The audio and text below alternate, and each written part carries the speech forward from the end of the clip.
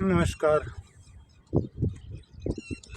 अभी तक हम ये चर्चा कर चुके हैं कि ध्यान के लिए आसन अति आवश्यक है, जिसको कि यदि आप देखना चाहें तो हमारे पिछले वीडियो को देख सकते हैं।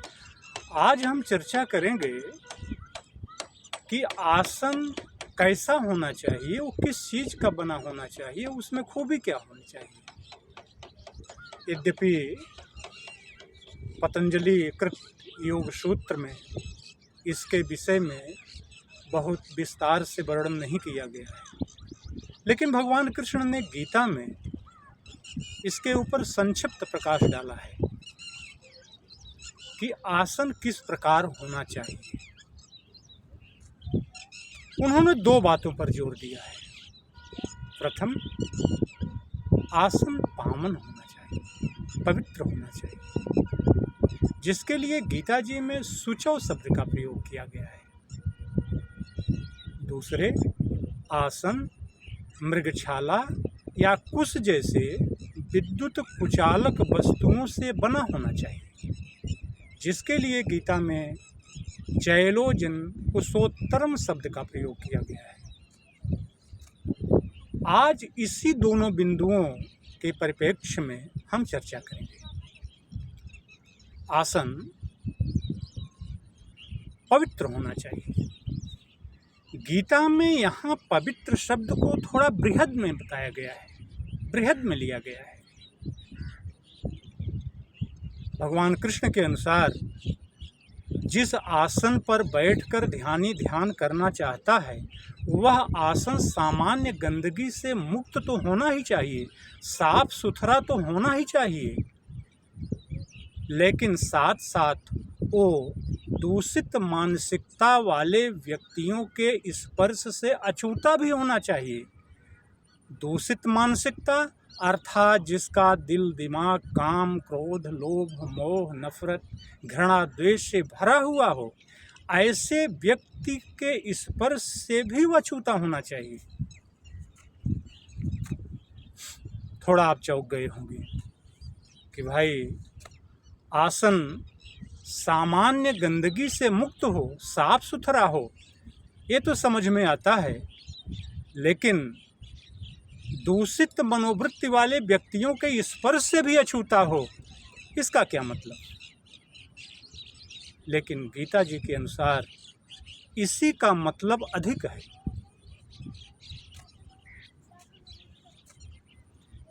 कृष्ण के अनुसार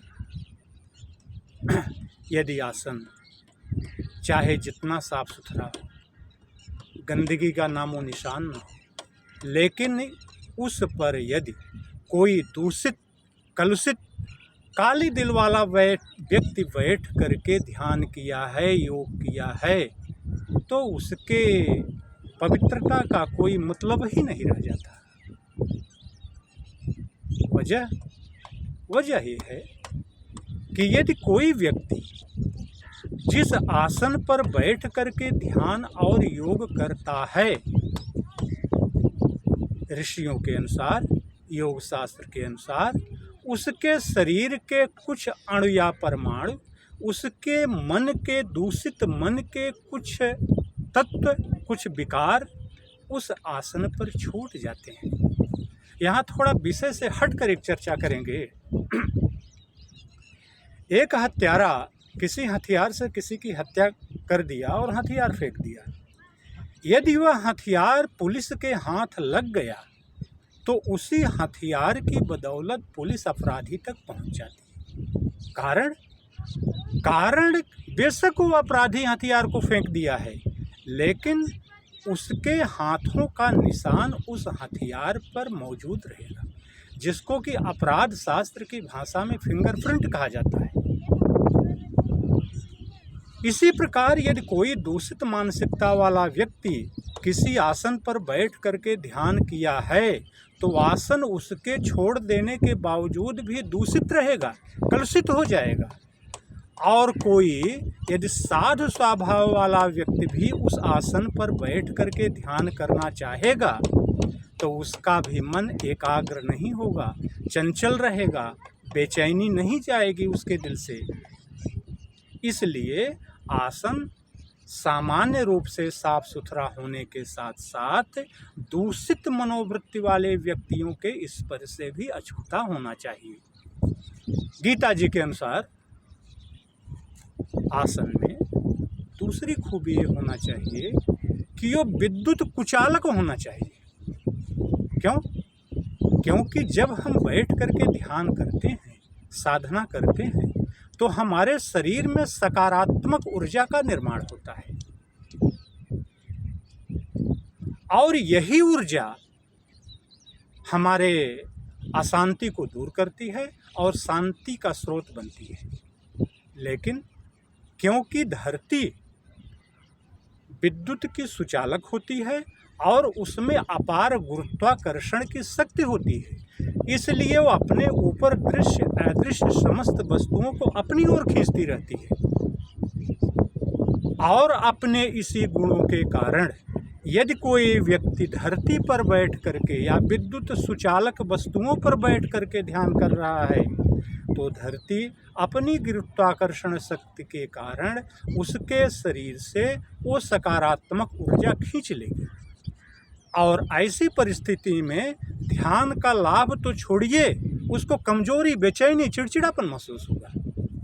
इसलिए आसन ऐसा होना चाहिए जो कि विद्युत कुचालक हो। इसीलिए गीता में कहा गया है या तो आसन मृगछाला का बना होना चाहिए या तो कुश का बना होना चाहिए। आज के परिप्रेक्ष्य में मृगछाला एक दुर्लभ वस्तु है, सर्वसुगम वस्तु नहीं है। इसलिए या तो आसन कुश से निर्मित होना चाहिए या साफ सुथरा विद्युत कुचालक कंबल से बना होना चाहिए। वह आसन ध्यान के लिए सर्वोत्तम रहेगा। धन्यवाद।